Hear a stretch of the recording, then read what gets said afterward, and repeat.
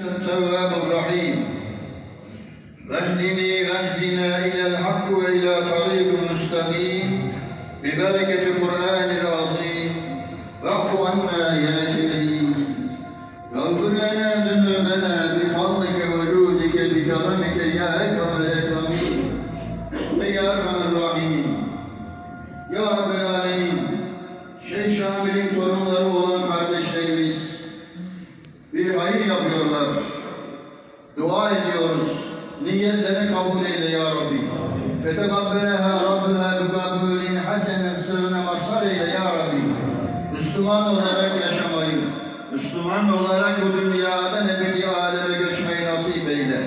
Son nefesimizde buyurun. Eşhedü en la ilahe illallah ve eşhedü enne Muhammeden abdühü ve resulühü diyerek ruhumuzu teslim etmeyi nasip eyle. Kabre vardığımızda münkerinin sualini asan eyle. Evlad-ı uyalin malın mülkün fayda vermediği, herkesin nefsi diye kendi derdine düştüğü kıyamet gününde cümlemizi Muhammed Mustafa sallallahu teala aleyhi ve sellemin şefaatine nail eyle. Sevdir bize sevdiklerini, yerdir bize yerdiklerini ya Rabbi. Muhammed Mustafa sallallahu teala aleyhi ve sellem iyilik, güzellik namına senden ne istemişsen onun istediklerini istiyoruz, nasip eyle. Onun sana sığındığı bütün kötülüklerden, şerlerden bizler de sana sığınıyoruz, muhafaza eyle ya Rabbi.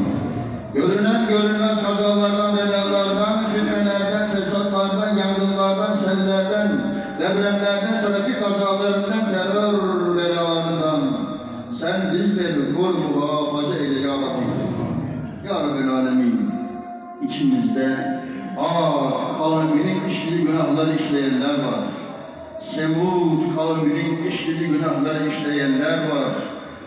Ya Rabbi, sana asi olanlar yüzünden, bu günahları işleyenler yüzünden bizleri de cezalandırma ya Rabbi. Onlar yüzünden bizleri de helak etme ya Rabbi. Ya Rabbel Alemin, okunan Kur'an-ı Kerimlerden getirilen salavat-ı şerifelerden, yapılan ikramlardan hasıl olan sevabı, Muhammed Mustafa sallallahu teala aleyhi ve sellemin aziz ruhuna hediye eyledik, haberdar eyle. Elinin, ashabının da ruhlarını ikram eyle ya Rabbi. Sahabe-i güzin, tebe-i tabi'in, etbe-i tabi'in, eybe-i müştehidin, Rıdvanullahi Teala aleyhim ecmain, Hazretlerinin de ruhlarına hediye eyledik, ikram eyle ya Rabbi.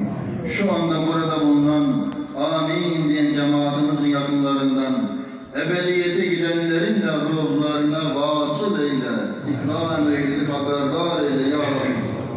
Bu programın yapılmasında emeği geçen maddi manevi yardımda bulunan kardeşlerimizin ve mezarlıkta yatan bütün mümin ve müminatın da ruhlarına hediye eyledik, haberdar eyle ya Rabbi.